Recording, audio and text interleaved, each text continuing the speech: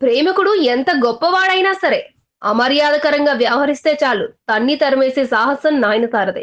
గతంలో ఇలాగే ఆమెకు దగ్గరై పోకిరి పనిచేసిన తమిళ హీరో శింబుని 10 ఏళ్లు తన వద్దకు రానియకుండా చేసింది నయనతార. ఇక ప్రభుదేవ అయితే తన భార్య పిల్లలను పనంగా పెట్టి వివాహ బంధం కూడా తెంచుకుని నయన చెంతకు చేరాడు. కానీ ఏం తేడా వచ్చిందో తెలీదు. 6 నెలల్లోపే జాడించేసింది.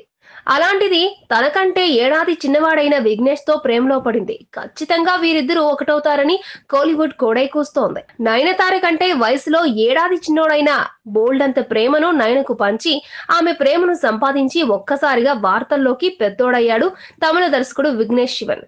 సాయంత్రం వేళకు ఓ గూటికి చేరే పక్షుల వలె సన్సెట్ కాగానే సినిమా సెట్ నుండి విఘ్నేష్, నయనలు స్ట్రైట్ గా ఓ గూటికి చేరి ప్రేమ కబుర్లు చెప్పుకుంటున్నారట. చెన్నై కోడంబాక్కం వర్గాలు వీళ్ళ ప్రేమ కథ గురించి కథలు కథలుగా చెప్తున్నాయి. వీళ్ళిద్దరూ ఈ కథలకు తగ్గట్లుగా మలయాళీ ఓనం, తమిళ పొంగల్ ఫెస్టివల్స్ ను కలిసే సెలబ్రేట్ చేసుకున్నారు. ప్రేమలో ఆల్మోస్ట్ 2 ఏళ్లు గడిచేశాయేమో. మూడో ఏడాది వచ్చేసరికి 7 అడుగులు వెయ్యాలని విఘ్నేష్, నయనలు నిశ్చయించుకున్నారని వార్తలొచ్చాయి. అబ్బే అటువంటిదేం లేదని విఘ్నేష్ శివన్ క్లారిటీ ఇచ్చారు. ప్రస్తుతానికి కెరీర్ గురించి తప్ప కళ్యాణం గురించి ఆలోచించడం లేదని ఆయన సెలవిచ్చారు.